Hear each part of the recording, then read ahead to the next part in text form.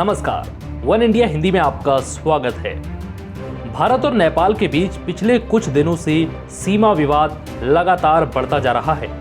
बता दें कि हाल ही में नेपाल ने अपने देश का नया नक्शा जारी किया था, जिसमें भारतीय क्षेत्र लिम्पियाधुरा, लिपुलेख और काला पानी को अपना हिस्सा दिखाया था।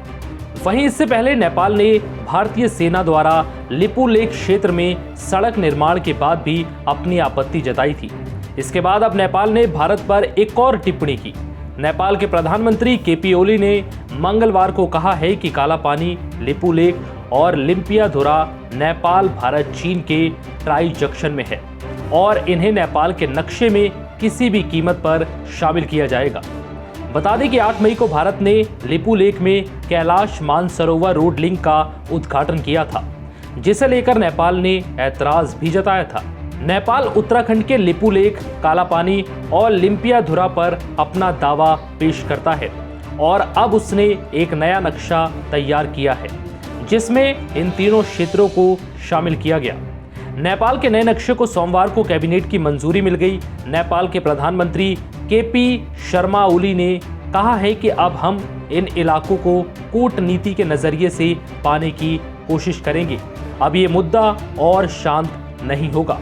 अगर हमारे इस कदम से कोई नाराज होता है तो हो, हमें इसकी चिंता नहीं।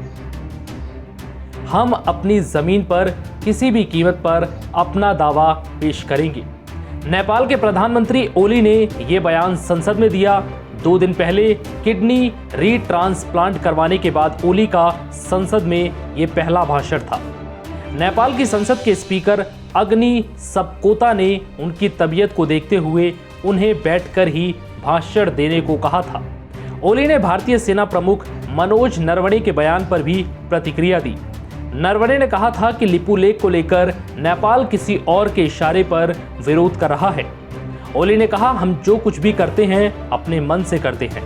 ओली ने कहा है कि वो भारत के साथ मधुर संबंध चाहते हैं, लेकिन वो पूछना चाहते हैं कि वे सत्यमेव जयते मानते हैं या सिंहमेव जयते।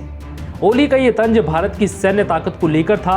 नेपाल के पीएम ने आगे कहा कि ऐतिहासिक गलतफहमियों को खत्म करने का विचार भारत के साथ दोस्ती गहरी करने के लिए है। इस मुद्दे पर चीन के साथ भी बातचीत हो रही है और नेपाल ने अपना पक्ष स्पष्ट कर दिया है। ओली की कम्युनिस्ट पार्टी की चीन से ज्यादा करीबी रही है। कुछ रिपोर्ट्स में कहा जा रहा था कि इस महीने जब ओली की पार्टी के भीतर बगावत हुई थी तो चीनी राजदूत हो यंकी ने उनकी कुर्सी बचाने में मदद की। ओली ने इस आरोप पर कहा है कि कुछ लोग कहते हैं कि एक विदेशी राजदूत ने मेरी सरकार गिरने से बचा ली।